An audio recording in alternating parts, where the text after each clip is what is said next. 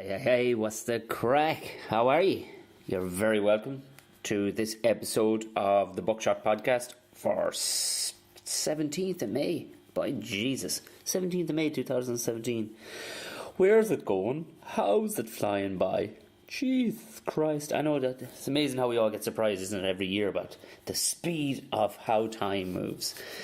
Yeah, I don't think it moves. It can't physically be moving any fucking. Maybe it is. Maybe it's one of those fucking weird smart things that I wouldn't know about. Well, you're very welcome. Thank you very much for listening. For anybody new to the podcast, hello. And for any the gang that are used to listen, fantastic.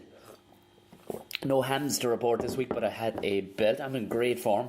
I had a belting week gone. Jesus, it was action packed. Well, it was just good. The gigs were class.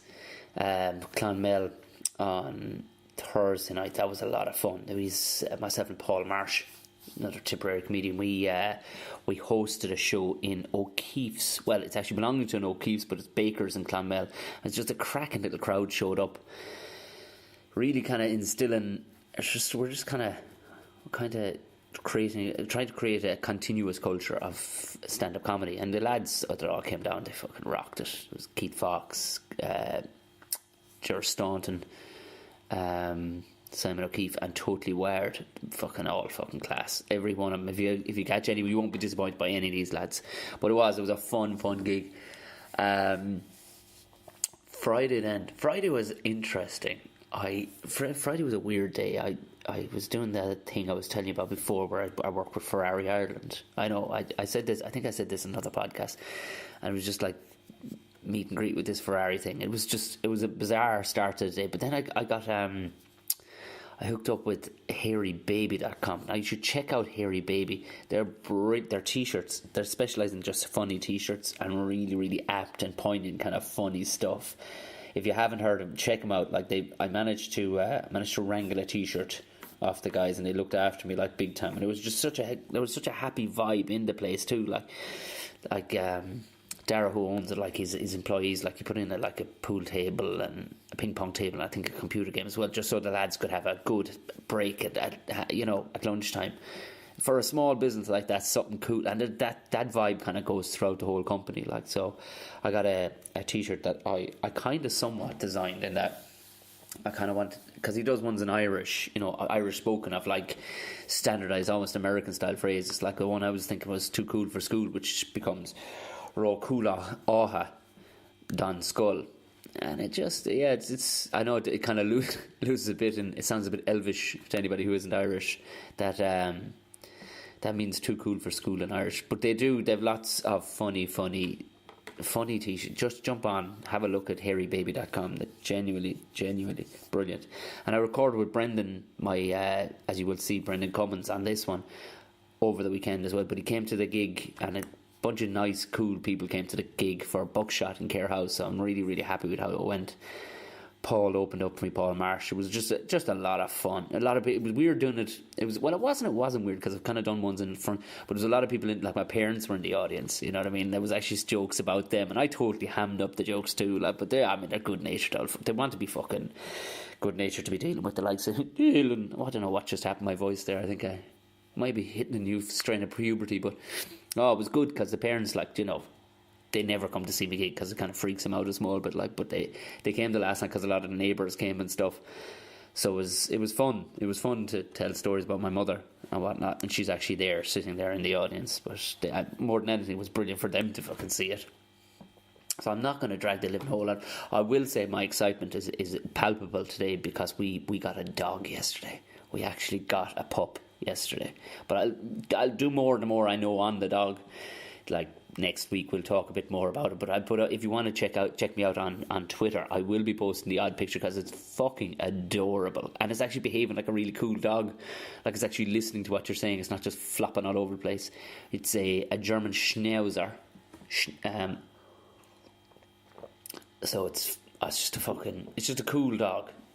It's doing what you tell it already, So yeah, if you do, Tom_O'Mahony, check it out. And for anybody who is new altogether and you haven't subscribed, do subscribe, because you probably listen to us on one of either SoundCloud, iTunes or Stitcher.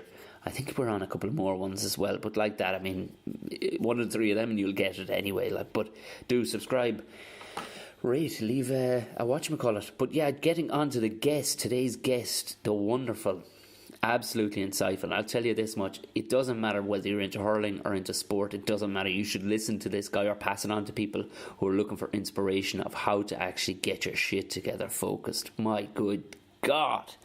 Well, what a hell of a nice candid bloke as well. I just opened up straight away. I'd only met the guy once or twice before, but we were kind of friendly. But it was like, turn the machine on, let's go. Well, you'll hear from the get-go. We didn't have a lot of conversation before that. This guy had a meeting not long after we had our chat. Like, so, I mean, he was under pressure. Well, although, time-wise, I thought, we're going to pull up short here. And the next thing it just went on. I could have talked to Brendan for like, fucking hell, I could have talked to him for hours, not just on hurling. You can take something from it, like it's how the guy just drilled himself to pull himself back out of it, and how candid he is in this, and how, you know, places can get dark and stuff like that. And I mean, he's being voted, there's no question, he's the greatest hurling goalkeeper of all time, Brendan Cummins. He's five All-Stars, 2 All-Irelands, 73 appearances for Tipperary. I mean, Jesus Christ, that's the most appearances anybody's had for a county. He's won 9, maybe 10 of the puck fodders, which is the longest puck thing. And his book is excellent. Standing My Ground is the name of it. It's the pure honesty from the. It's, you know, there's no kind of fluffy bits on it. It's totally sums him up. He's a guy of his word. Like, he was like, yeah, I'm coming to your gig. I was like, are you sure? Because he's busy as fuck. Like, he goes, nah, they had a match or whatever, and he said, no, I'm coming now, and that's that. And he, you know what I mean? He's just a kind of bloke. He's just a good dude. But he's insightfulness onto how you set goals for yourself and stuff like that. Really, really, really, really class interview. So without further ado, please enjoy the fantastic Brendan Cummins.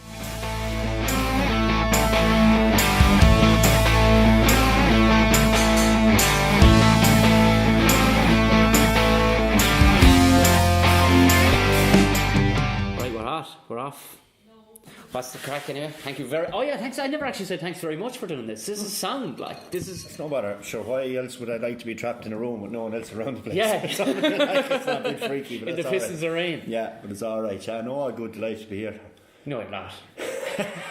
You walked in all stressed. I'm thrilled. Well, I wasn't as happy until I saw the fee for covering this off, and when I saw that, then that's why I say I'm delighted. And it's important that your listeners know that. It's good to know how to get around you. You know, if any of the listeners ever want to hold you for an interview, how much it actually costs. Money. Yeah, of course. It's very important, and you knew that because obviously we felt a Tipperary person, except you knew. And there was absolutely no doubt about it. Yeah. I was looking. I said, well, obviously I know everything.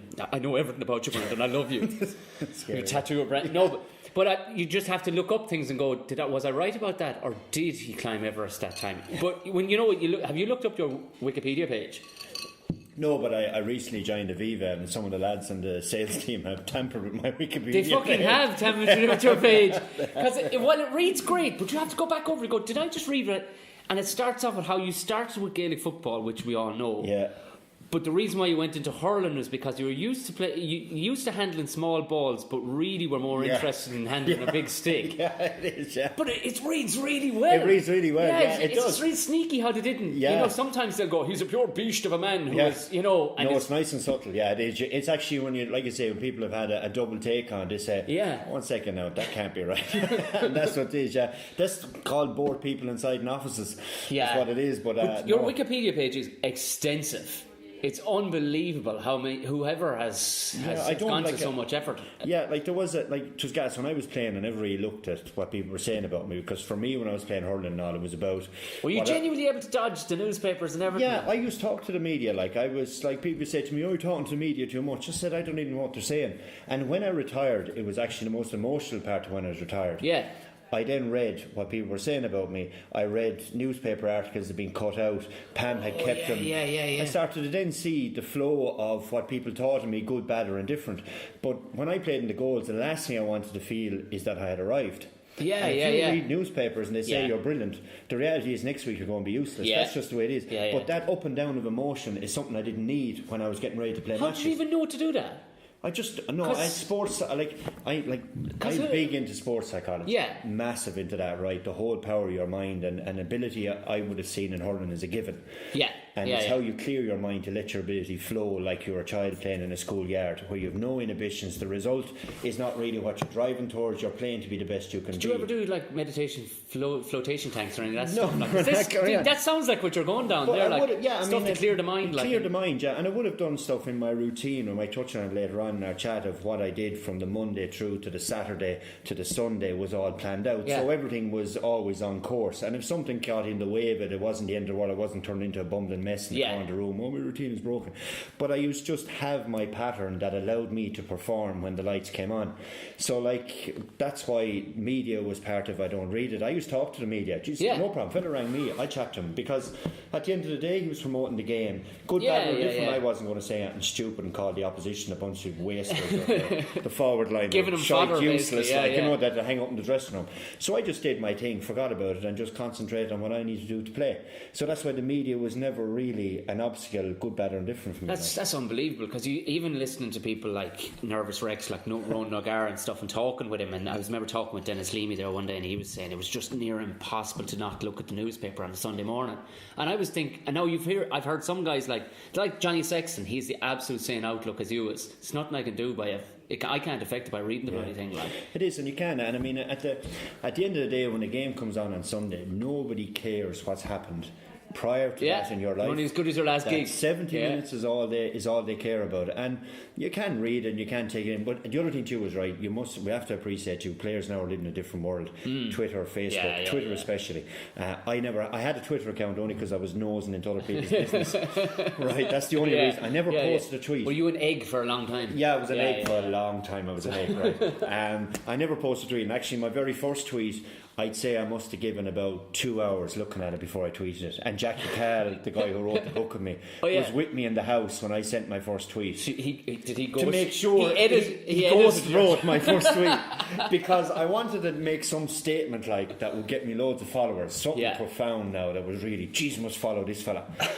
And I thought way too much about it, and my 60 followers at the time must have been delighted with what was going to happen. So there's myself and Jackie inside the sitting room at home, like over a cup of tea, looking at, I don't know how, 100 and whatever characters, and this was the be all and end all. I'd retired from hurling. I need to thank everybody for their support for my career. This is launching the other part of my life now.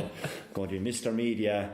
And so that's the way that worked out. But I never looked at Twitter. I didn't go search my name in any of it. Very seldom looked at it. And the same way with Facebook, I just shut them all down. Do you think there's a bit more sympathy towards? Because I read the two sports I read, rugby and hurling, and they, like, rugby is just, it's black and white. They will kill you in the newspaper. Now maybe it's just more, I don't know, you've more D4 heads writing it or whatever, but there seems to be, I won't say sympathy, but it seems to be like there's almost like GA sports they don't rip it apart. Do they rip it? I don't think they rip it apart as bad. Unless you get lunatics doing stuff like a certain gentleman from Clare, like every so often, like and even still he gets off the hook with a massive amount of stuff. He does, and they're called just colourful characters. Colourful characters, in the game. But there is, but I mean that's why. I mean the nature of it is that you go out, you do whatever you can on the day of the match. You can use the usual excuse, I was only doing my best. Yeah. But like for me, like that's kind of loser talk. Yeah. Do you know what I mean? You're in there you're in there to win, like. Yeah. So whatever you need to do to help yourself to win, like on a Wednesday for me, I used to go down to White's Hotel. Yeah. Go into the cryo chamber at minus 110, and not in the underpants, a pair of runners. But many lads, what year was that? I did that for about 5 years. I was in Wexford. Really? Yeah, I did every year. Before championship match, I go in on the Wednesday. I go for a session of that in the morning. It would be, you're only in the chamber for about 2.5 minutes.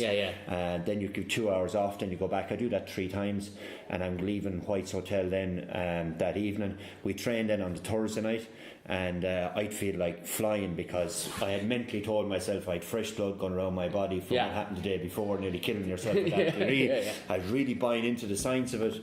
And to me, if someone said to me, Brendan, like, you're mad doing that, I'd say no, but that's what makes me tick. Were you supplementing like with a lot of stuff and hitting the gym? No, how clean was your diet though? Must be fair. My diet was okay. I mean, I had a fruit bowl over the fridge was the extent of my diet, because when I went to the fridge for chocolate, I just picked fruit instead. Yeah. And that was it. Now, would I not eat chocolate? Of course I would. Like, I cut back on it. I wouldn't have ate Chinese and things like that. But again, the reason I would have made those decisions was I'd have classed them as winning decisions.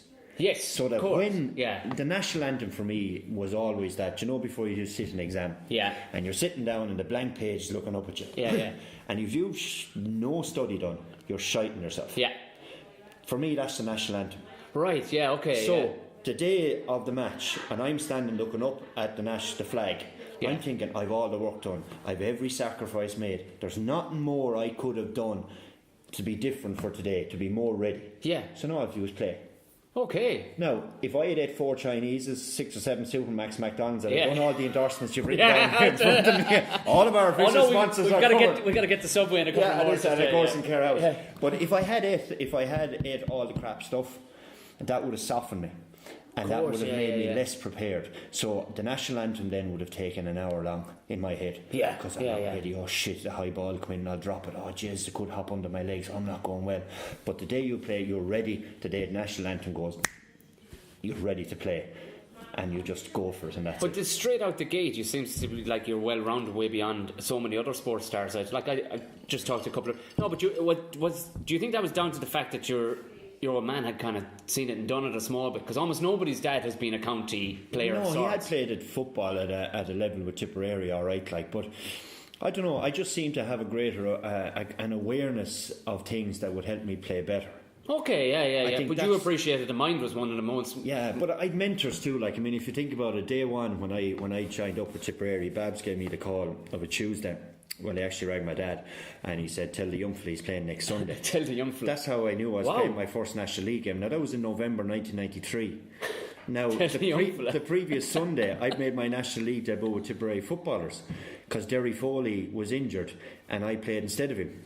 So I made my league debut in football on one Sunday, and the following Sunday was the hurling. Now at that stage I was 19. I had a fringe that you could pick out and eat. I had all this kind of mad stuff going, right? It was too long, it was just the ledge, and I was doing Jedward to deserve it. I did no helmets, so I couldn't find it, I couldn't hide it.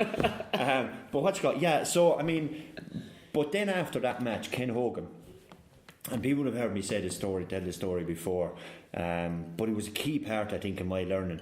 After that match, I played well. It was one of those like Ryder Rovers games. Yeah. Every ball came in, hit me or whatever, right, and it just worked out great for me. And on the way up in the bus after the match, I was sitting behind Ken Hogan, and the radio was on, and they said Tipperary have found a new goalie to replace Ken Hogan. Right?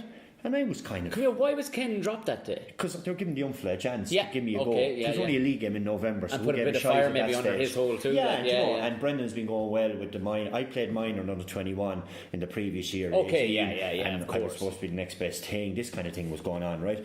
So that was fine. But Ken Hogan turned around to me in that bus and he said, that's you they're talking about, Brendan. He said, I'm delighted for you.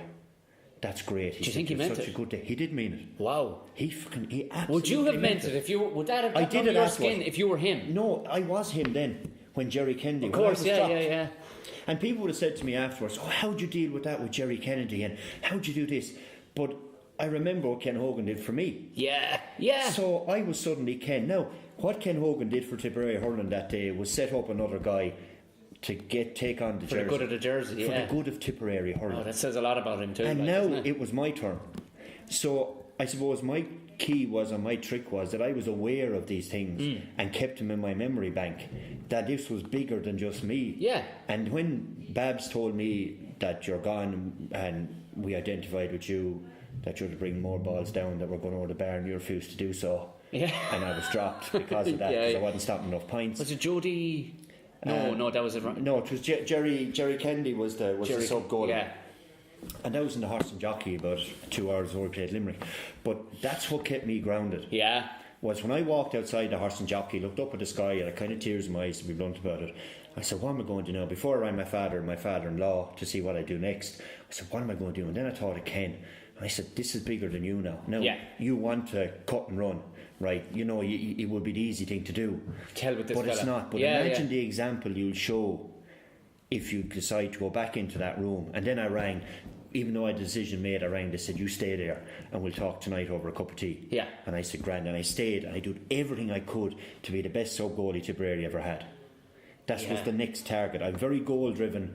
I kept diaries. I always on a Sunday night I'd write down my goals for the week. The following Sunday night I'd review them and I'd set new goals. Right. And I'd write them down and I'd always watch them and that. So because of that, I had a kind of a journal of my ups and downs, but I always kept true to what I wanted to achieve. How many matches did he keep you out for? Kept me out that year 5, 6, because there was a round robin. We played Limerick twice more.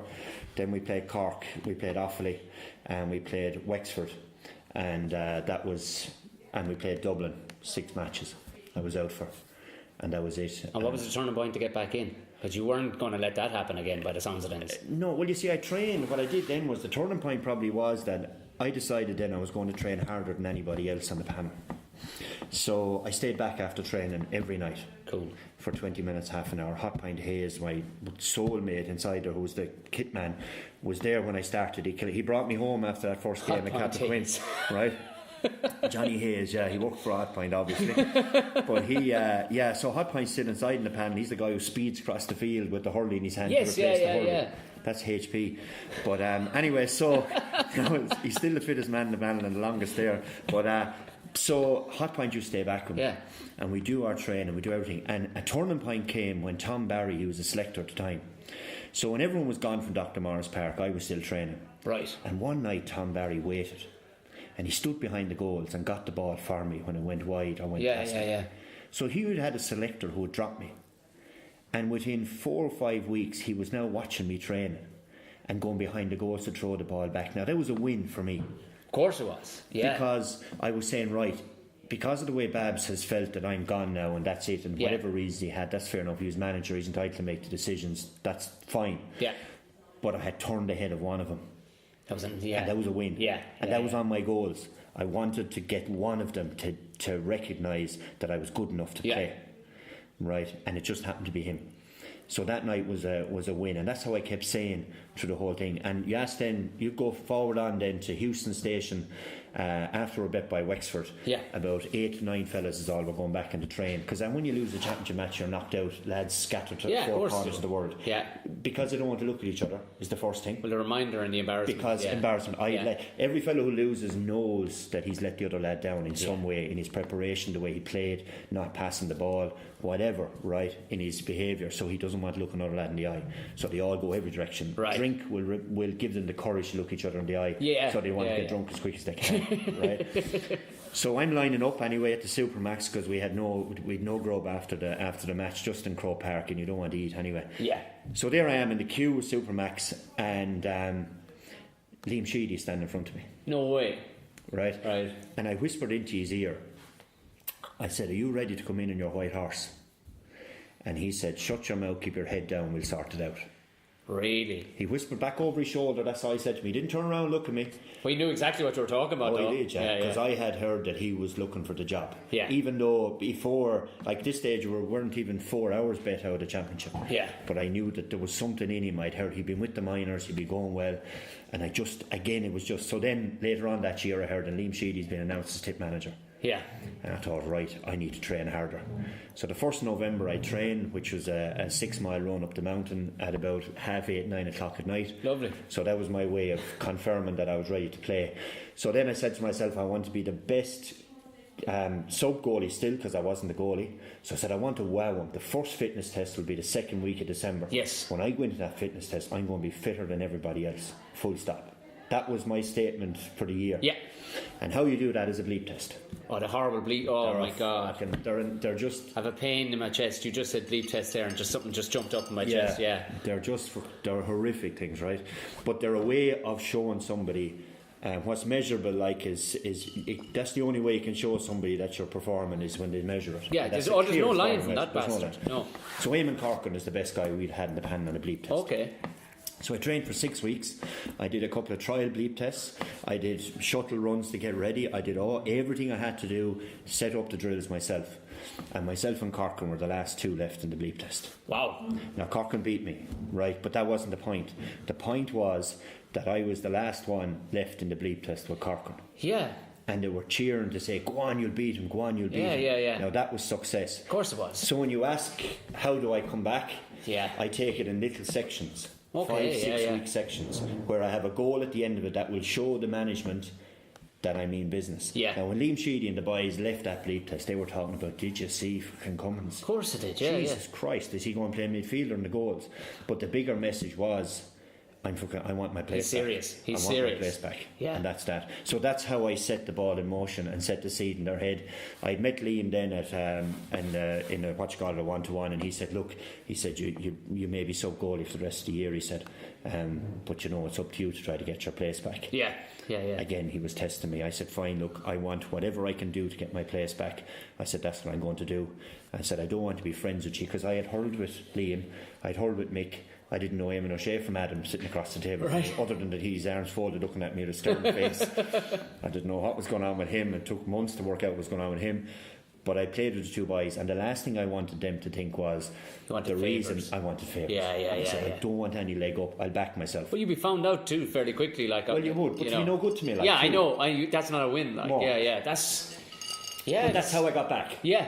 Right, and that all stemmed back to the original point of Ken Hogan setting the seed in my head as to what behaviours a Tipperary hurler was, and that was a value I kept with me all the way through, and that gave me longevity in my career. Yeah, because you 19? Had you 20 years? 20 years. July 2013, Kilkenny finished my hurling career below Nolan Park when they bet us in the championship. But you still have more appearances than anybody else in the championship. Yeah, by a lot, by I good don't way. know. It's 70. I don't know, 75 or 76, whatever it is. I think I played 18 football matches on top of that then. So I had a fair bit. When you think I lost out on 6 games in the middle. Yeah. But I was always that OCD. Like if I saw a spot of dirt in the floor, I'd have to go over and sweep it up. Yeah, but sure, you need. If you're that's going, like that. Like I'm that kind of behaviour. Does it bring on a level of selfishness nearly? Oh, it does. My family, and that's, I won't say that the reason I retired, but the older you get, I think the more aware the sacrifices people around you make. Yeah. So I'd never seen my mother-in-law's car, the little brown Micra, come up against me in the road, but apparently it was for the previous 2 years. I'll give you the best. I'll give you a great example. We were over in a training camp in Spain, and most teams will have this way of building trust. Yeah. So one of the models that they use is that everyone in the group says, what scares you the most? Okay. Right. What's your biggest fear? Yeah. So in a group of fellas, it's very hard. Fellas find it hard to deal with their emotion. And Tipperary people are extremely tough anyway when it comes to those things. I have no problems. Yeah, I'm grand. Nothing wrong with me. Beaten lads, that's what I'm frightened of. That's it. I'm the best hurler in the country, like, that's all I know. But so we went around the table and they came to me and they said, what's your biggest fear? And my biggest fear was a fear of being forgotten. Right, okay. That I don't want to be somebody who played for Tipperary. I wanted to be remembered. That was want to be known as Brendan Cummins, with a legacy. A legacy, right? That was the big thing for me. There's no point in doing something unless it makes an imprint on the world, on history, whatever the case may be. So whatever drives you is the bottom line, and that drove me nearly demented, right? Then it came around to Liam Sheedy. Liam's question was, and I had Paul at this stage, my young fella, he was probably 1, right? And so they came to Liam, what's your biggest fear that anything will happen to my kids? Right. I couldn't understand it. I was looking at him going, yeah, okay, I get it. Like, terrible, but be terrible. It would be terrible. Tray, but when he asked me the question, it made me second guess myself. But at the time, I was 33, and at times going, it would be terrible that happened to young fella. But in the context we're talking about here now, we're at a hurling training camp, Now, if you asked me that question this minute, Yeah. At 42 years of age yesterday on the 11th of May. Happy birthday. Thanks. And I thought you remember with the chocolates that you have on the desk. But what you call it, if you asked me that question now, I would 100% say hurling means nothing against the health of my young fella and young one, Paul and Sarah, and my wife. But back then I was in a frenzy of legacy, of be remembered. There's no point playing this game just for the sake of playing it. I was totally consumed by it. But then as time went on, I knew my last year in 2013, it was my last year. Right, yeah. Because my head was turned. Family became way more important. Of course, I know that age gives you perspective. I don't know what it is, but that allowed me to make the transition a lot easier from player to retirement. And I remember clearly Liam's words then. I didn't get him, but with age I understand completely. I suppose the other side of that is too, you will be remembered though. You were right, you will be remembered. Well, I will be but you weren't wrong in what you said that time, because the way your brain was operating was you weren't sitting at daddy daycare, you were sitting out in a hurling training camp, and he asked you a question and you just associated it with, well, right now this is the most important thing. Because I was sacrificing seeing a lot of his growing up to play this thing Yeah, of course. And not when I say sacrifice, I don't mean my God, it probably didn't feel what I did. It was enjoyment. It was driven, it was giving me a focus, it was giving me structure to my life, it was giving me everything I needed to feel I was making a mark. Yeah. And so that way it was great. So there wasn't sacrifice in it. Now back to the original thing, there was sacrifice people around me. Like my wife Pam was obviously minding Paul when I wasn't around 3 or 4 nights a week. When I go upstairs to the gym, she was minding him downstairs. The night before matches, I wasn't getting up for any of the night feeds. The day before matches, when she had to leave the house from 10 o'clock until 5 o'clock to give me space to do my visualizations, to have headspace, to walk out around the grass at 3 o'clock to see what the light looked like, to see where the how's there not more divorces in high-end sport? That leads to a bigger point, that I don't think, outside of Brick Walsh and Kevin Moran now, they're the only 2 names that spring to mind of fellas over the age of 32 that are playing hurling. And I think the average age of our players will come down to 24, 25. 2 reasons: 1, time, and 2, rest, recovery. So they have to be college students. Of course. Students, best life ever. Best life ever, And even then, it's the best life ever if you can't go drinking. Right enough, Do you know what I mean? If you can't go off with 40 young ones a night, I know, and go off with the lads because you're going playing hurling. But that's the other side of it. Like, you were under 21. You were minor as well, were you? I played minor, under 21, senior football and hurling in 1 year. Did you miss out on much your college age, or I didn't stay below in college. I came up and down every day, so I got a bus from. So you were okay. So I couldn't stay down because there was a taxi coming down to collect me to bring me football training. My dad would collect me from the station in Clonmel to bring me hurling training, or John Kennedy would collect me. So you did miss out on the. I didn't go out. I twice owned out in college. One night was to meet as a girl, ended up meeting up with her for a while. Didn't go out again then until probably after we broke up, and that was it. No, I didn't drink till I was 23. Right. Yeah, I didn't drink till I was 23. That's a good move at all. Well, it was a move. I had time. How could I drink? I couldn't. That's amazing. But even I now, and I can only suspect, but I played hurling bit in college, but it was rugby was my game, and martial art. But it was Chocolate herself, whose brothers didn't really play sports. They were kind of nerdy and stuff. But she talked about, and when you're this, and I was like, no, actually I was never at home. The whole way, like this, you might come home straight out of school, but the bag will be fired straight in underneath the stairs and you're back out with the gear bag. Or you just stay on after school and find another way to it. You get a lift. There was 4 to 5 nights of the week you wouldn't be seen for dust. No, you wouldn't know. Yeah, that's the way that the life would have rolled on. And nowadays we all feel like old people when I say this now, right, straight away. It's a simpler life. Yeah. But now everything is instant. You look at the palm of your hand, there's an iPhone in it. Yeah. And everything you need in the world to communicate operates through that. Yeah. And that's just the way.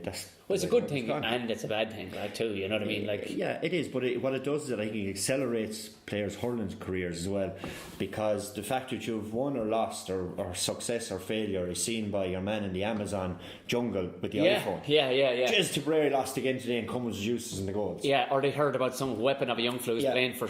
Yeah, and everything is instant. Success. So there's no nurturing really of talent, and I even see with my own 9-year-old now. He's okay at the game, but he's okay in his own age group. But they're looking at him now and they said, geez, it'd be great if he could play under 12. So they want him to be 3 years. This is all Blacks level stuff they're going to. No, but they want to know. But it's silly, because I think that for a young fella's development, he stays within his own age group, never more than a year outside it. So he's 9 now, and he's a January birthday, which helped because we, for the GA, so the old calendar over the headboard. It's ideal. Tip number 1, if you get anything out of this podcast, Just start January, walk 9 months back, give it a week or two as well, because practice makes perfect. Absolutely, and away you go. But yeah, so the 17th of January is his birthday. So like, yeah, it's vital. But I mean, so people want to know. This is my first experience. This has only happened in the last 2 or 3 weeks. Right. They want to accelerate now and put him in at the higher level. He's not able for it. Like he's just not able. Why is it to push him on? Because get him on, get him going. He's playing well. Play him, he'll be fine. Do you know this kind of thing? Under 12. But the reality is too, and this is the law that GA brought in. You can't play any guy who's 9 at under 12. Fair but enough. only for that law, you can see the temptation to rush a lad in. Yeah, of course. So I think too, our kids and our young players especially need time to develop. Yeah. And there's a fall off in the GA, I think, between our 16 to 21. There's a huge fall off in players. Why do you think that is? Because they've been burnt out, and the expectation of TJ Reid has been put on a lad below his club team who really wants to have a few points. He wants to play the match then, he wants to go out with the lads, and he's been told by everyone, you can't drink, you can't go out, you have to diet this, you have to do this, you have to live your life like an elite sports person. And he's going, I can't connect with that, like. Yeah. And because of that then the guy is not rooted in the parish. So before, like when you said you threw the gear back, when you played for Kilfeacle Rugby or whatever name of God you played for, you were connected with that parish. Of course, because when you had that ball in your hand, the crowd on the sideline, you were representing that parish. Yes, yeah. And I think there's a disconnect now between that representation of the parish and what it means to play for, because there's too many layers of dietitians. We've a lad now in the club this year is going to train us. We're going to give him 150 a night now. He's a right lad. Get him going now. Really? And your man has to turn up training because the fella training him is getting a few bob, and he's going, 1 second now, I know I'm running around the field here now, I'm kind of getting nothing for this, only I'm getting no social life. But I think a better way of going about it would be to connect with the parish and the reason where you come from and what it means to the people in the community for you to play well. So strip it back a bit more simple. We got to a county junior hurling final last year in Ballybacon, right? We've never won an adult title before, and we lost the flicking thing in extra time. Right? But what it did for the parish in the 2 weeks leading up to the county final, I hadn't seen it since I was minor. Really, under 21. Yeah. But you would, of course. But this is the thing. It's a strange thing. I mean, we're probably being overly critical, but I mean, we've been spoilt in Tipperary. But obviously, we have a successful GA team. There's no one. There's it's a bad year if Tip doesn't at least come close to winning something if they don't win it. Yeah. But I was talking. I remember I was in Edinburgh earlier this year, and I was over there gigging, and I ran into this guy. He was just chatting, and he was afterwards. He's from Tipperary. He says, John, he says, the same guy was from Louth. He says, geez, I love going down. Herself's crowd are from down your way. He says, I love going down. You're so happy in yourselves. He says, I says, what are you talking about? And the way he broke down over about a half an hour is how they had nothing to cheer for. Yeah. He says, they're looking, and he says, they're nothing, and never, he says, will we have anything to cheer? He says, he says, we're going on, we're get excited by our football and all the rest, but let's be honest, he says, we're not winning. And he says, there just seems to be a general contentness amongst people that we're at the top table. And he says, we're always, and he says, no, that doesn't apply to everybody in the county, it's just people who are really into GA. It's tough to watch the likes of ye, but he says, and you're at the top table. So I suppose we're probably at that stage now. You'll always want to be better, and as you said, now you've dietitians coming on to local parish places and whatnot. But I wonder, is it making it better, or is it putting more obstacles in the way of a fella playing? Oh, totally. And that drop off, it really concerns me. Like in local parishes, underage level at B now in South Tipperary, there isn't any team that under 16 and under 14 and all at that lower tier, like we said, likes of Balluby, Care, Ballybacon now, from a hurling sense. That don't have to join. Newcastle, all small parishes, caught with numbers. So if we're just taking in Ballybacon this year, if we've got 16, 17, 16 year olds, right, in minor 2 years' time, we won't have a team. Like, not so, no. Under 21, we won't have a team. Yeah. Right now we're doing a lot of work at underage, and there is great work being done around the place on it, but I do think it's energy that GA should put into is our 16 to 21 year olds. There should be a business plan for all the work. No, absolutely. Put in place to how do we hold these, because there's such a volume of players coming through. You can leak. It's a bit like an Irish water. You can have so many leaks, but just tap still turns on and the water still comes out, but you're losing loads of stuff underground, and I think we're losing that thing, and especially now in a time when schools can't do the physical activity that they should do. I mean, the PE, the obesity issue, all those things. Like, I mean, we can go really deep if you like here on this, but that's all playing in. The GA, the rugby, the soccer, they're all fixing those to a certain level. My only exposures to the GA, and it's the only gap I see, is that the 16 to 21 year olds in the smaller parishes and clubs, the drop off is high, and somewhere along the line it's going to bite. They're pulling the crack out of it for lads, basically. So I mean, because what if that could be the only reason for it, is that lads, they're not putting up with it, because they're, well, as you said, they're overcomplicating by putting these layers of different things to it. They can do, but there's responsibility as well on the players themselves to try to be the best they can be for all the world, and try to get playing and represent and all that. So there's both sides have to come to meet each other. I just think if there's a light shone a little bit more on it, and you say your man from Louth, I go up to the Cody Mountains for the Puck Fado up there every year. Which you've won a million times, by the way. Whatever, but bet last year, alright. I still won the over 40s last.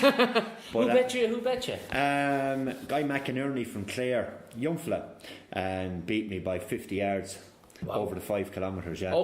Beg your pardon. Over 5 kilometres. He was 52 pucks and whatever, and I was 52 pucks and 10 and 50 yards less. How did that come about? Or does every county or goalkeeper go, I'm going to have a crack at that? Yeah, I'd like if they did. How it originated was Martin Donnelly at my club shop is the sponsor of it, and the All-Star goalies invited up there every year. So I gone up which there. You've been 5 times. I gone up there in '99 anyway. I wasn't an All-Star actually, but Davy Fitz was up there. And he was roaring his way around the mountain, and I was looking at him and I was going, I want to beat him. I don't care where in the world I meet another player. Totally understand. I want to beat him. Not just him, whoever the hell is the top dog in whatever sport that I'm playing in. Everything, it comes an obsession. Oh, absolutely. That I have to beat him, right? So that was fine. So the following year anyway, I went up there again and ended up winning it. So that was okay. So then I got the bug. And then I thought, I want to defend this now. Absolutely, that became the thing, and so last year I was beaten. So I'm going up this year now again in August, and I'll be trying to win my way back. Have you ever been tempted, like, to drill the hurley and fill it with lead and stuff like that, putting that weight? You know what I mean? Just no. There's a look in your face where you're kind of like. No. Contrary, it ain't the first time I've heard of this kind of. Like, contrary to popular belief and demand, or the belief, size doesn't really matter when it comes to the hurley or weight. Okay, it's the speed of your wrist. It's the extension. Right. I've always been a firm believer in that myself. I'm glad you confirmed it.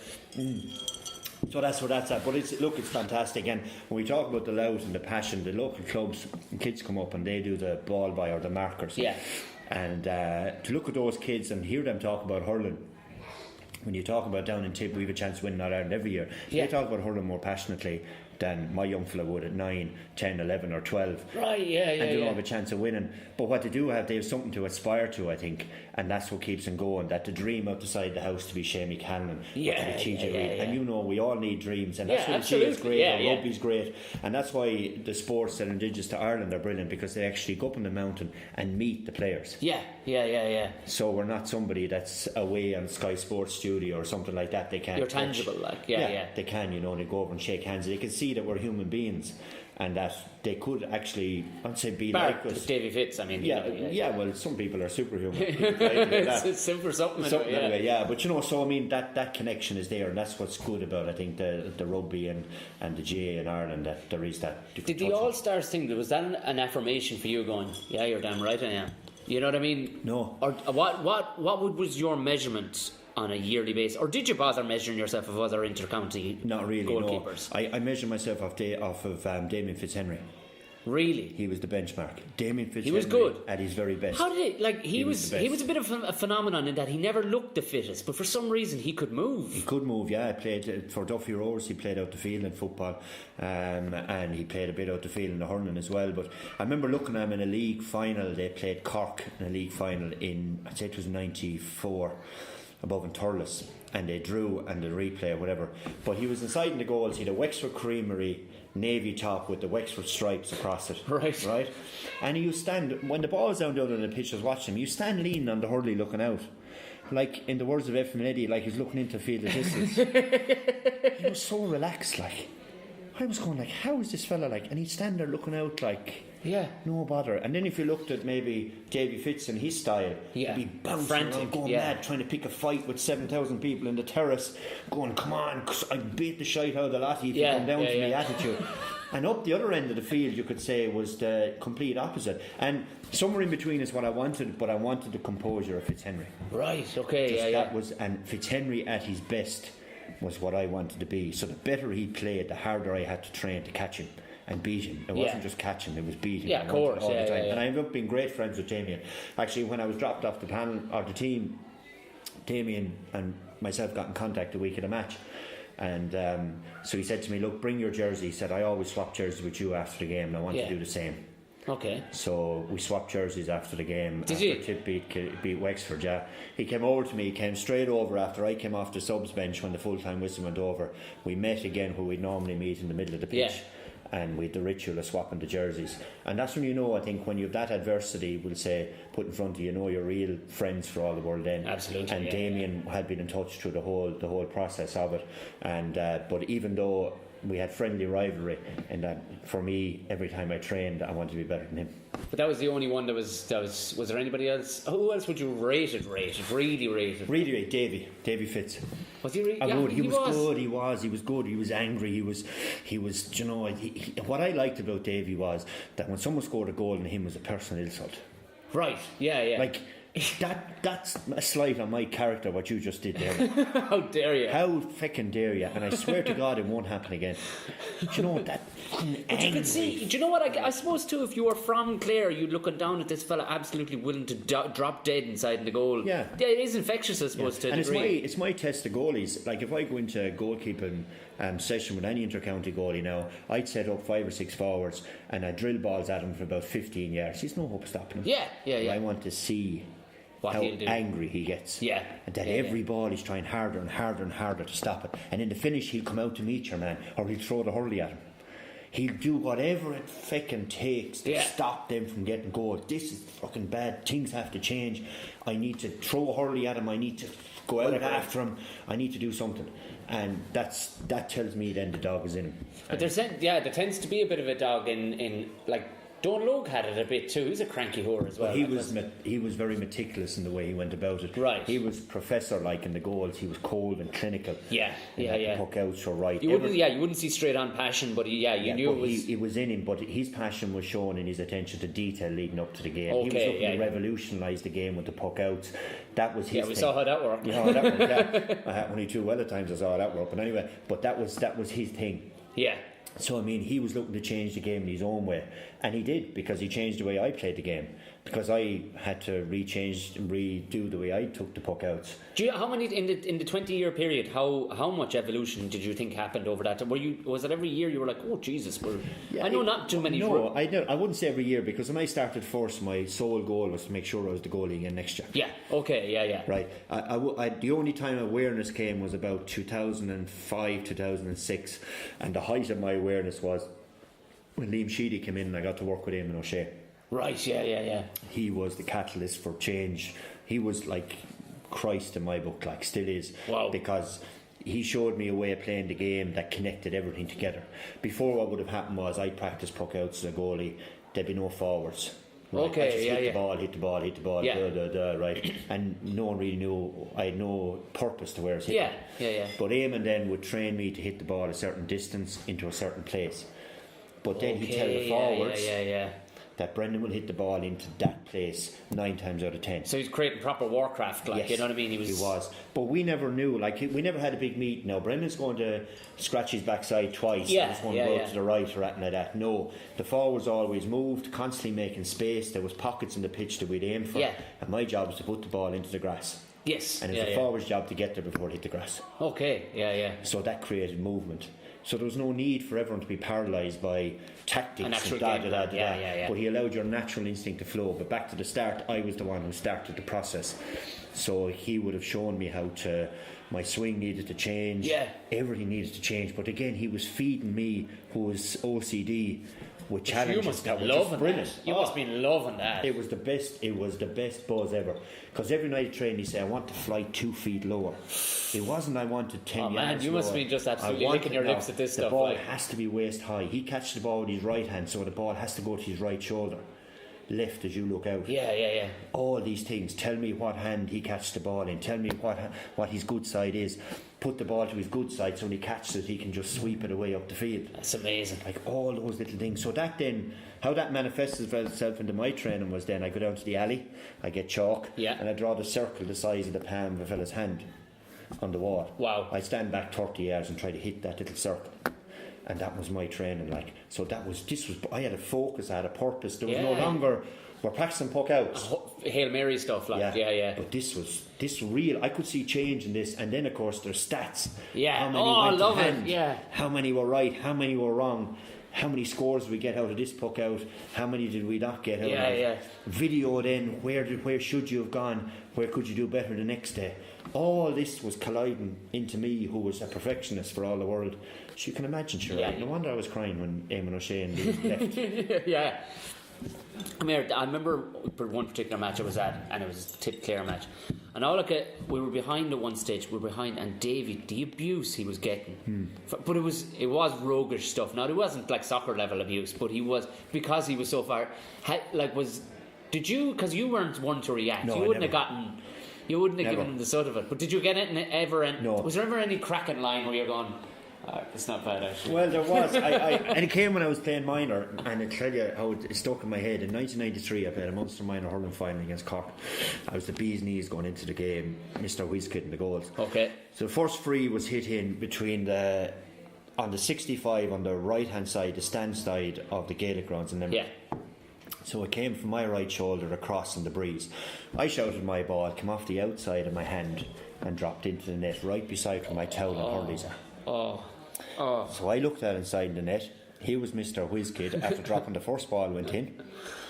And this fella from above in the stand, there was silence now in the tip terrace behind me, because how in the Jesus could this happen to this young fella? He's supposed to be the kiddie, the main man. Yeah.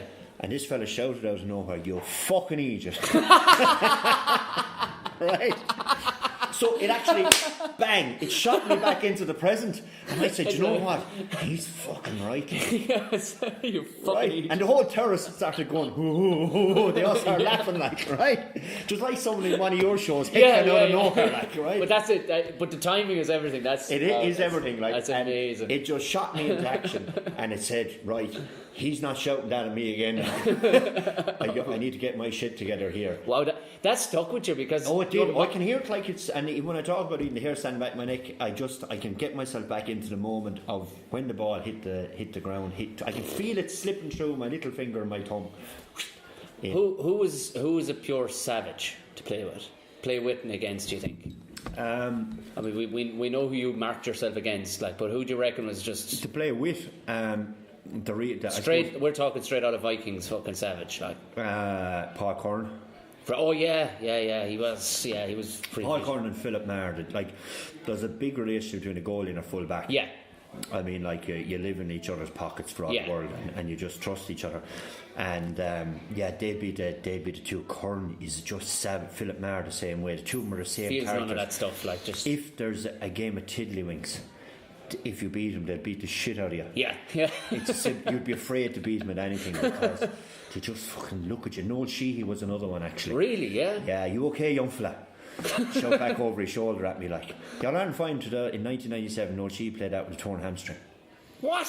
Yeah, his hamstring was in shit, and we'd no one else to play full back. He played with a torn hamstring, and he fucking grinded his way around the match, like. Oh my god! And he's just an animal, like, and as simple as that. But those fellas weren't outwardly going around killing lads. Yeah. But in training, if something was wrong, they call it in. Declan Fanning, another one, the current tip selector. Oh Jesus! Like, if Declan spoke, everybody listened, like, and you can see it in the way the team plays now. It's reflected in Mick Ryan, another one. Right, yeah. That's why when I saw Mick Ryan and Fanning getting involved, Tipperary in the hurls, they're going to win something now. Yeah, it's as simple as that, because they'll kill everybody. These fellas are if ferocious. They don't win. And they're fair and they're genuine and they have respect for everybody, but they have higher respect for the jersey. Yeah, so they're the gatekeepers. You don't get that jersey unless you deserve it. And not saying other managers gave jerseys out like sweets, but with Mick and Declan, there's just that's something different about him. Like, you'd have crawled over the coals. And I know from being in the dressing room with him, and I know when things are really shite, what they would have done to stand up against the tide. In a dressing room where everyone felt sorry for themselves, they'd be the ones to stand up and say, right, we were shit, but we can fix it. They go about how we're going to fix it. Whereas the world outside, the supporters streaming out of the ground and going, they're shit, they're finished, they'll never be any good. That's the last time I go and see them whores. Pretty much what I said after the league final this year. But I mean, inside the dressing room, we do need leaders like that, and they were it. And it doesn't, a leader for me doesn't have to be somebody on a pitch scoring 40 points. Yeah. But it does need to have somebody. Tommy Dunn is another one out the field who'll be a flair player. Like at half time the All Ireland final in 2001, Tommy came to me. He said, puck outs are shit. I want more of them. I want more puck outs. Fucking give them to me. And I said, yeah, but fuck you, I said to myself. No, I'd fucking give you one, alright. Next puck out, and I drilled it down at his knees. Like, he's as hard as I could have said, fucking boom, right? Mishit it down to his knees, touched in his hand, caught it, cleared up the field, and he turned around and he gave me the thumbs up. And I went, holy shit, we're going to win All Ireland today. So these things like moments like that, that you know, they really, and as I said, you don't have to be somebody scoring 100 points, but somebody who demands excellence out of you. Yeah. And they know it's in you, and they just want to get it out, and those kind of people are ones that stick in my mind the most. What the Christ happened in the because I know you're caught for time, like so. But what the Christ happened in the league final? I just think it's a weight of expectation that it suddenly dawns on the players that shit, we can win a league final for the first time. Everybody's saying we should win it in style. Subconsciously it creeps in. It's not something that's said out loud. Of course, yeah. And that causes paralysis. And it's not, because that's seriously, it did not look like the same team that were out the week previous. To someone said, oh, you're overtraining, you're over this. Anytime I played in a team where nerves paralysed us, we always looked like we trained the morning of the match. Yeah. That makes sense. You have no freedom to play. You're trapped inside your own mind. During the game, if you ask any player when the game's over who's played really well in any sport, what were you thinking of when you were playing the game? They'll say, I was thinking of nothing. Yeah, I just played the game. Playing. Now you ask any Tipperary hurler after the game, the league final, what were you thinking of? I was thinking, how could I hook your man? I was thinking, how could I get us back in the game? I was thinking, I need to do something. I need to hook someone. I need to block someone. I was thinking, I need to score. I was thinking, I need to win a free. I need to show my fist up to the crowd. I need to do something. And every one of them were thinking that way. Right. And because of that, in my view, that's looking from outside the dressing room in. That's what would have happened to us in the past. Come here, shouldn't that be headed off at the pass though? No, you can't. Can't you? No, it's very hard. Like, you wouldn't have seen it. Coach can't smell that, like, going, lads, don't be getting ahead of yourselves here. No, like but he would have said it. Like, I mean, in fairness to Mick and Declan, they'd have ticked every box. Like, they're meticulous in the way they like. You and me will talk about Tipperary hurling and we'd forget about it and go home, kind of thing. Yeah. These fellas will be thinking about it 24/7. They'll be talking to each other at least 3 or 4 times tonight, a day. Like they'll be talking about it. You know, they'll be doing the whole, like, everything, right? So it isn't as if they wouldn't have said to themselves or tried to plan for this contingency that if things are going wrong, but it just bolts out of the blue. If you think about it, you have 30 individual minds on a bus who are probably all a level of OCD and psycho, who have 30 different influences on their life for the previous week. Who have some parents at home or family or club players are saying to them, geez, you bet the shit out of these lads. Other fellas are saying, geez, the fella you're marking Sunday's fierce good now, you want to watch him. Geez, you're going well. I only wonder when it's going to flop though. Geez, you're going too well, are you? You know, all this weak, negative excuses, because everybody in the world outside of elite sport want to give themselves an out. They want to say, if I fail, well, this is the reason why. But the elite sports person shouldn't be giving themselves an out. They shouldn't accept that. They shouldn't accept it, but it creeps into you. Like, it would have happened to me numerous times where I'd have froze, like the All-Ireland semi-final in 2001 against Wexford. If you could have given me 1,000, I'd have paid 10 grand to leave the match. Really? 10 minutes into the second half, I was gone. My head was out the door, over. Every shot was a goal. Jesus Christ. Right, and Jesus Christ is right, and I was aware of it. Like, I was very aware of it. And when I put my hand out with the hurley on it, the hurley was going up and down by about an inch with the shakes. My God. It was the worst feeling ever. I'd have gladly at that stage nearly said, right, that's it, I'm out the gap. And we were beating Wexford by 5-6 points, looking like we were going well. What took over you, do you think? It just got on top of me. I realised where I was.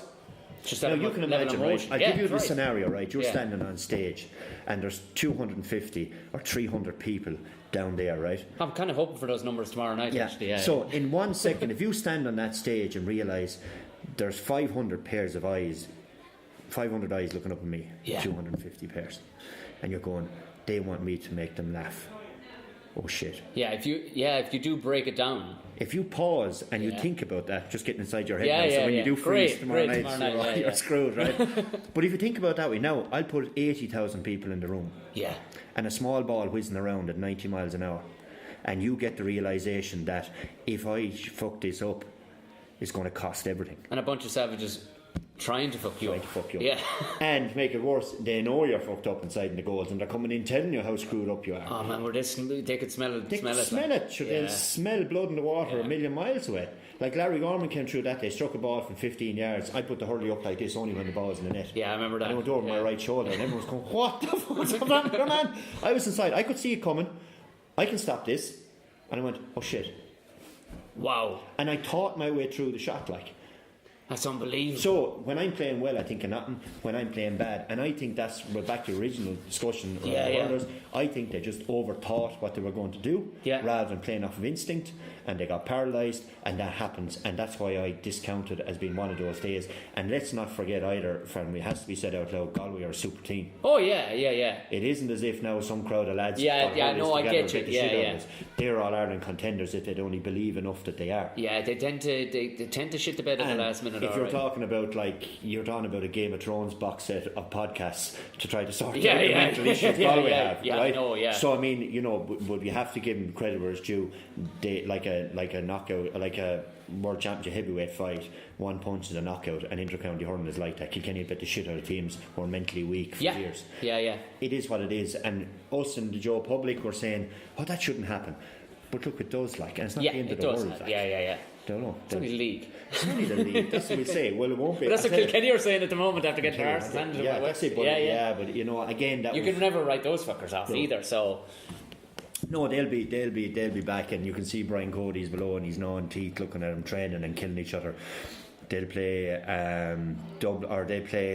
Wexford probably in the Leinster semi-final. I kind of feel bad for Wexford, because they should beat them. Well, because Wexford have. Well, if they don't just kill two of their players, at least there will be some. Can you imagine the attrition he's going to put up their whole going out there? Yeah, he will. But again, though, he's like any good manager. He shines the light on you and says, "Have you prepared well enough? If you have, you get the jersey. If you haven't, you don't." Yeah. I mean, and look at it. And something I saw, like when Kilkenny were in their pomp and winning All Irelands for fun, everyone said, "Oh, they're dirty. Oh, they cut you in two. They're getting away with it. They're playing right on the limit." Guess what? Before the league final this year in football, everyone said Dublin are dirty. Dirtiest team ever. I can't believe they're so bloody dirty and negative. Why? Because they're bloody winning the whole time. They want to win. Of course, you're right on the edge. They're not dirty. They're just doing things to win. Yeah. And Kilkenny were doing it for years. Inside the dressing we were saying, lads, don't listen to that crap outside about Kilkenny are dirty. If they want to fight, we'll fight, but at the end of the day we want to win a hurling match. Yeah. And I'm sure Kerry were the same in the league football final this year. You'd be guaranteed anybody saying that if their team was playing to that level of intensity, full well they'd take it to and for but me, as you said, it's an out. People want an out. It's an easy one to say. And that's from the psychology of it. Since you're so high, since you're 3 or 4 years of age, everybody's trying to make sure that failure isn't a problem for you. Don't do this, don't do that. You'll fall there. Oh jeez, come here, they're trying to mind you. Yeah. Right? But in sport you have to go and forget about failure. Failure doesn't matter, because failure is a learning. Of course, so you give everything. You don't worry about the consequences. You see players going out writing stuff on their hands. All this kind of stuff. Mantras. They're doing that because they want to remind themselves of why they're playing the game, and why they should just commit everything to trying to win, with no excuses. Fantastic. It is, and it's the psychology of it. I never did it. I see lads would have played matches that write NTL on their wrist, nothing to lose. Nothing to lose. And all these kind of things. Other people would have an X on them to remind them of their family in the stand. Dan Shannon got tattoos all over himself. He did. Don't judge me after you know me. It is. And then the whole country knew him because he was a famous hurler, and he got judged out the door. Stop taking your shirt off on television. But hey, look, I must say, if I was ripped like him, I'd be taking my top off quite often as well. Let's be fair about it. But so I mean, that's where the thing is at. But anything you can do as a player, to get yourself to perform on the day, no matter how mad it is, no matter what kind of Manchester United jersey you wear underneath your top, like I did, whatever the name I got. That was another thing on Wikipedia. Did you actually do that? Did you? The lads in Aviva didn't change that now, no, but they did. Why did you? Since November '93, when I played that game, when I was nervous before games, I was always cold. Right. So when I played that league game first, I had a Manchester United t-shirt, I had a Mile Rovers jersey on me, would you believe, which was left in the dressing room in Arfinnan, number 20 whatever, and I got the number taken off it. I wore that, I wore the United jersey over that, and then I wore the Tip National Irish Bank jersey over that, and a tracksuit bottoms.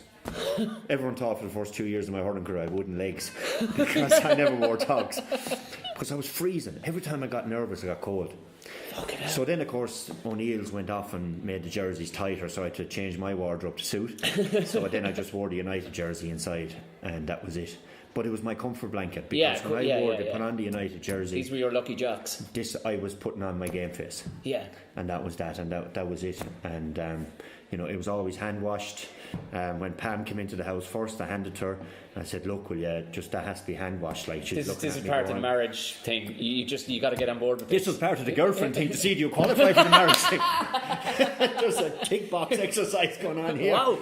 Like you're talking about me and my goal setting. Find girl who will hand wash United jersey. Tick. But this is make or break stuff like this, But, I've never seen that on Tinder before. It's where just swipe left if you know what to do when it comes to washing. If you're into Man United jersey fetish, swipe down. But what you got it? So all these things like we're feeding into, but whatever you can do, no matter how mad it is, you do it to perform like. And I think some players don't have a routine, and that's fine. But I think when they look back in their careers, if they were really good, there was something that they did. Chances are they did, They did to make them feel more comfortable or whatever in their skin, like.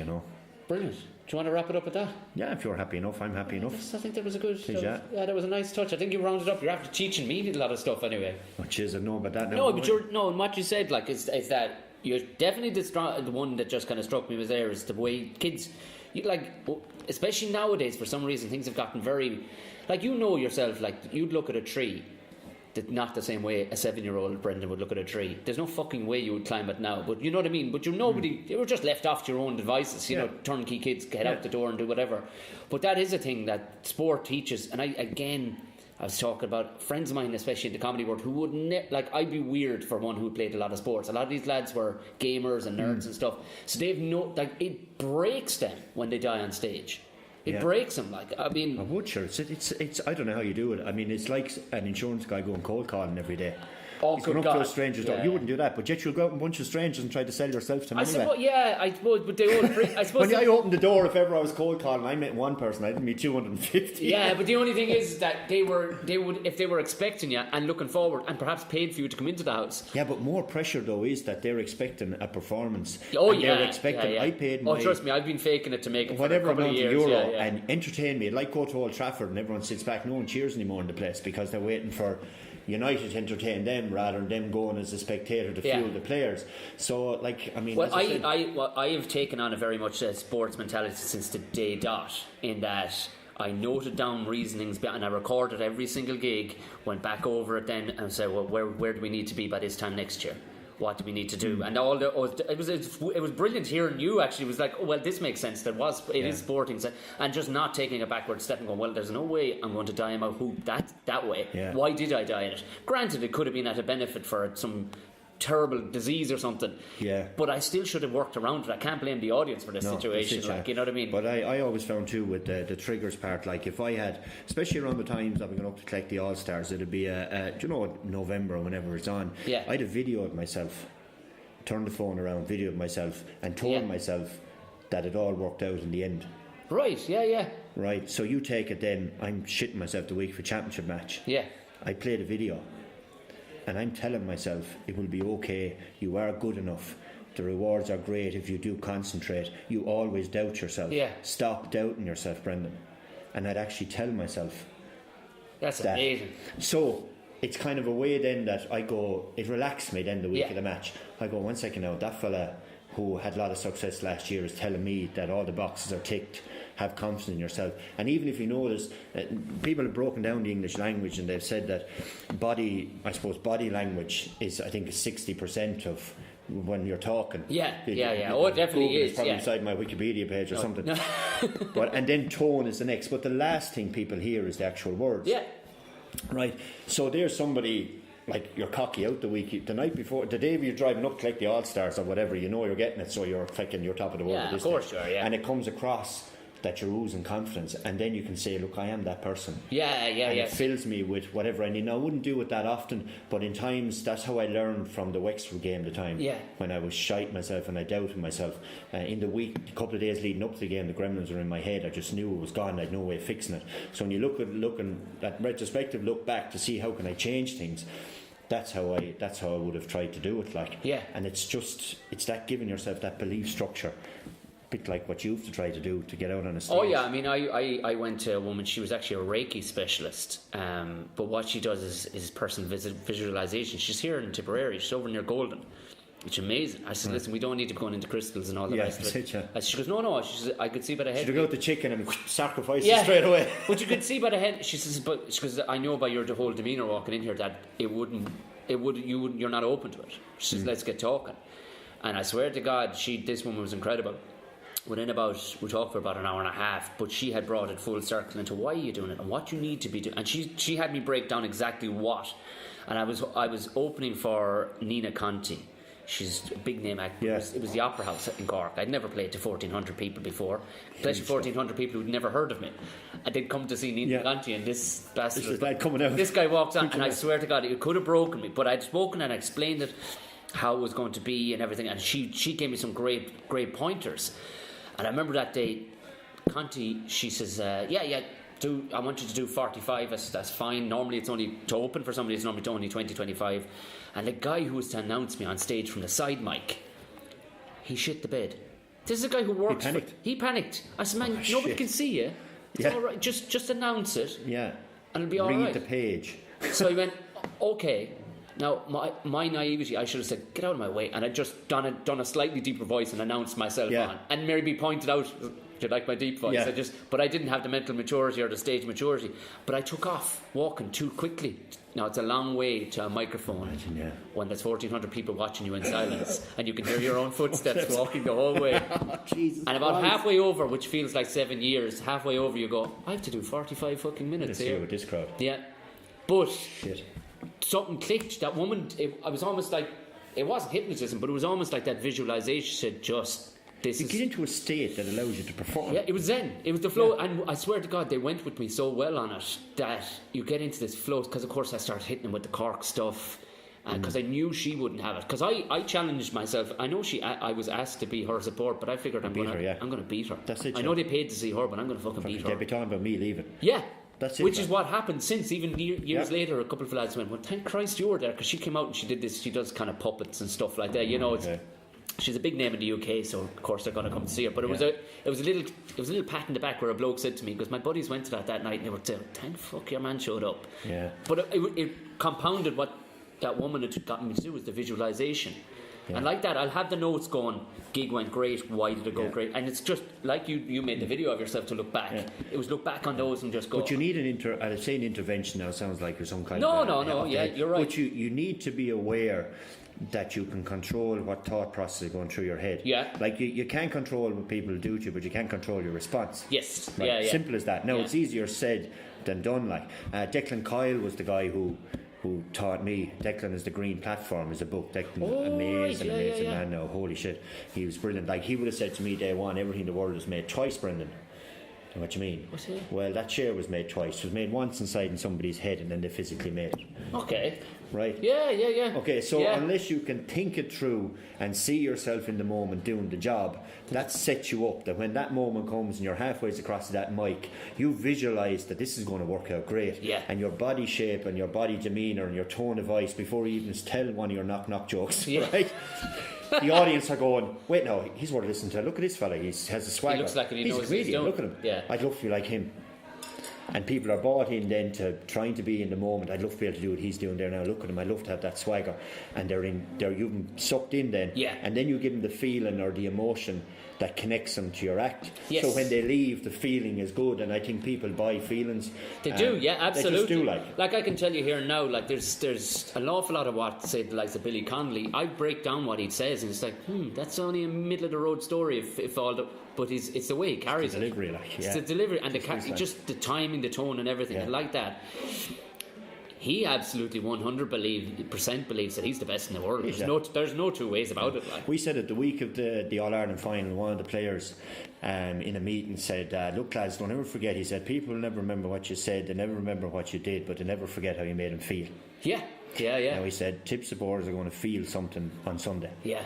And afterwards it kind of bears it out, because when I went to anyone I talked to about the game since, they say, I'll never forget the feeling of the full-time whistle. Yeah. They don't talk about Larry's goals or anything like that. God, man, I'll never forget that feeling. Do you know this thing like? I did a daytime gig that Sunday and I was dying to get out. It was just horrific. It was just horrific. I was in a desperate mood altogether, and there was a lad met up with me. He was a Tip lad as well. He's from Care, but he was chancing his hand at comedy as well. I just, please Christ, let us do it. Yeah. Just because this will brighten. But I swear to God, I leapt out the door. Yeah. That gig was gone. The shit gig, the mood I was in. But just as you said, I was the happiest. It's the feeling, like, and that's what it is. But how you go about knowing what you need to create that, and having a maturity to go to somebody and say, I need help, and not help in that, like in the current environment that I'm going to jump off somebody. Yes, it's help that I want to be a better person, and you can help me to do it. Yeah. And take on board what they're saying, and there's some people that'll be all poppycock, be saying, listen to this now, going, the boys are mad. But it'll suit some, won't suit others. But there is something that suits everyone. Like. There totally is. There's a coach, everybody can do it. A little bit of coaching, but some people were blessed by having good mentors too coming up. Like, you know. And I read a lot on the psychology of it. I read the All Blacks book recently, Legacy. Yes, yeah. And they made a good point about how to be humble, and the thing. And they said at the end of the game of chess, the king and the pawn go into the same box. Perfect. But do you know the All Blacks sweep out the jersey? They do, sweep out the whatchamacallit. Again, for that, no one cleans up after the All Blacks. Like that's exactly what it is. But that's... It was easier said than done. Like, I mean, they built it up, and Graham Henry and the lads would have gotten together in a room. They say gave 3 days in the room with the McCall and the boys as to how they were going to change a culture. That's some different gravy there now. Like, of course it is. But I think what anyone can do is, and that's why I read these, you take some of the learnings from it, take some of the OCD stuff out of it, and you just apply some of it to the way you live. And I think if you do that, you get a better kick out of life.